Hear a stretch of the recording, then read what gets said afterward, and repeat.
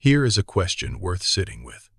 The Apostle John, the one who leaned against Jesus at the Last Supper, the one who stood at the foot of the cross, the one who outran Peter to the empty tomb, sees a vision of the risen Christ in Revelation chapter 1. And his response? He falls at his feet as though he were dead. The man who knew Jesus most intimately, who had walked with him, eaten with him, been held by him, falls to the ground like a corpse at the sight of him. So here is the question. If this is Jesus, the same Jesus John knew, why is John undone by the sight of him? That question lives at the heart of what we are studying today. Because the answer is not that John was afraid of Jesus. The answer is that John had never yet seen the fullness of who Jesus actually is. The earthly Jesus, the carpenter, the teacher, the friend, was a veiled glory, and what Revelation 1:12-1:8 contains is the unveiling, the apocalypsis of the Christ. And the answer we will prove from 6 scriptures across the Old and New Testaments is this: the vision of the glorified Christ in Revelation 1 is not meant to terrify his people. It is the only comfort sufficient for what they are about to face.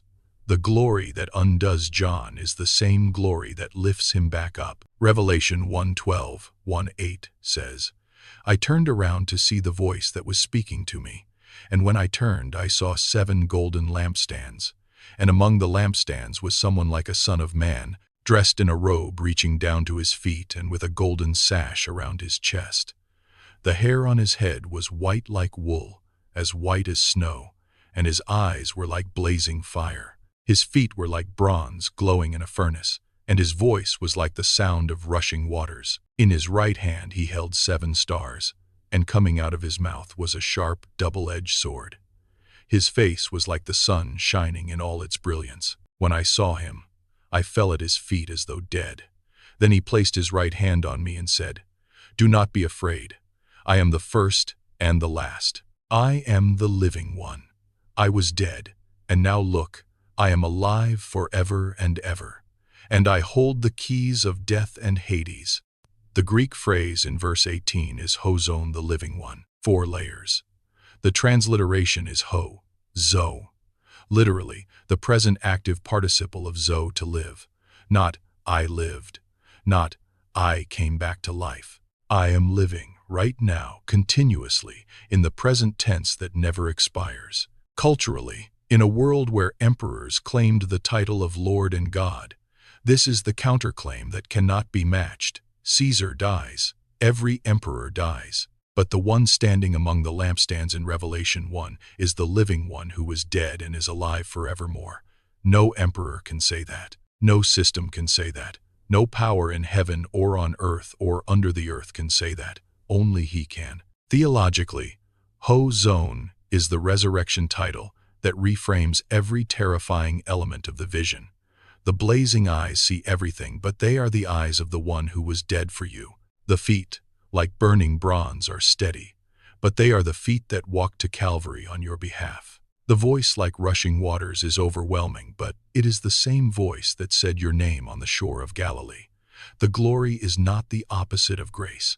It is grace at full power. This is not the first time a servant of God has been undone by the sight of divine glory. Isaiah 6:1-5 records the prophet's vision of the Lord, enthroned, high and lifted up, the train of his robe filling the temple, the seraphim crying, Holy, holy, holy. And Isaiah's response, Woe to me, I am ruined, for I am a man of unclean lips. The overwhelming presence of divine holiness did not destroy Isaiah. It remade him. It purged his lips and sent him out as a messenger. Daniel 7:13-1-4 shows us the same figure that John sees in Revelation 1:1, like a son of man, coming with the clouds of heaven, approaching the Ancient of Days, receiving authority, glory, and a kingdom that will never pass away. The vision in Revelation 1 is not a new figure. It is the fulfillment of what Daniel glimpsed from the distance of the exile. And before the cross, on the Mountain of Transfiguration, Matthew 17:1-2 records the moment the veil lifted briefly. His face shone like the sun, and his clothes became as white as the light. Peter and James and John fell on their faces, terrified, but Jesus came and touched them. Get up, he said. Do not be afraid. He said it on the mountain. He says it in Revelation 1:17. The posture is identical across both encounters. Glory overwhelming, servant prostrate, Christ's hand extended, the same words spoken. Do not be afraid. It is always the same Jesus, and it is always the same reaching hand. This is the radiant comfort principle. The glory of Christ that overwhelms us is not the opposite of his tenderness toward us. It is its deepest expression. The Christ who holds the keys of death and Hades is the Christ who was dead.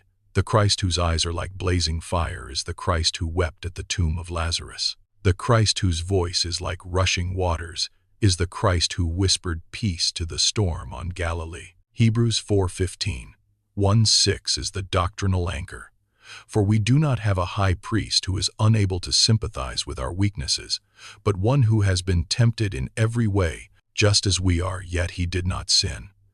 Let us then approach the throne of grace with confidence, so that we may receive mercy and find grace to help us in our time of need. The throne of grace and the throne of glory are the same throne.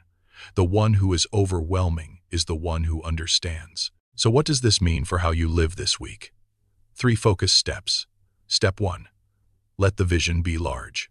One of the reasons many believers live in low-grade spiritual anxiety is that their Christ is too small. They know the gentle Jesus of the Gospels, but they have not yet encountered the glorified Christ of Revelation, one hair white as wool, eyes like fire, voice like rushing waters, face like the sun. Your action this week. Read Revelation 1:12, 1:8, slowly, and let every image register. Do not rush to application. Let the glory be as large as the text makes it. Why it works. You cannot trust a Christ you have diminished. The bigger your vision of his glory, the steadier your confidence in the darkness. Step 2. Let the hand extended be personal. The same Christ who causes John to fall like a corpse reaches down and places his right hand on him. The same right hand that holds 7 stars, the right hand of cosmic authority, becomes the right hand of tender reassurance. Your action, when you pray this week, hold both truths simultaneously. Approach the one who is blazing and overwhelming, and receive his touch as the gesture toward you personally. Why it works. Hebrews 4:16 tells you that the throne of overwhelming glory is also the throne of grace, to which you are invited with confidence. These are not 2 different thrones, it is one. Step 3. Let do not be afraid become your anchor text.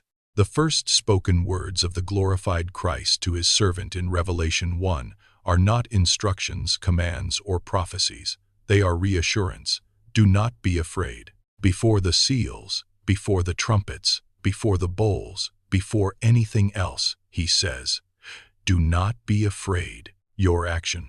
Identify the one fear that has been loudest this week. Write it down. Then write Revelation 1:17, 1:8 beside it. Do not be afraid. I am the first and the last. I am the living one. Let his words be the last word over your fear before this week ends. Why it works. This is not a suggestion offered to John in a comfortable moment. It is a word spoken by the living one, who holds the keys of death and Hades. No fear has a key he does not already possess. There is a moment in this passage that is easy to rush past. John falls at the feet of the glorified Christ. The Christ whose glory is beyond description reaches down, places his hand on John, and says, "Do not be afraid." That moment is this entire series in miniature. The book of Revelation is not written to make you afraid of what is coming. It is written so that you can look at what is coming, every seal, every trumpet, every bowl, and know who is holding the keys. And knowing who holds the keys, you can get back up. Do not be afraid. I am the first and the last. I am the living one. I was dead, and now look, I am alive forever and ever. And I hold the keys of death and Hades. Revelation 1:17, 1:8. B. Subscribe so you do not miss the next episode. And drop your answer in the comments. Which element of the vision of Christ in Revelation 1 speaks most directly to what you are facing right now?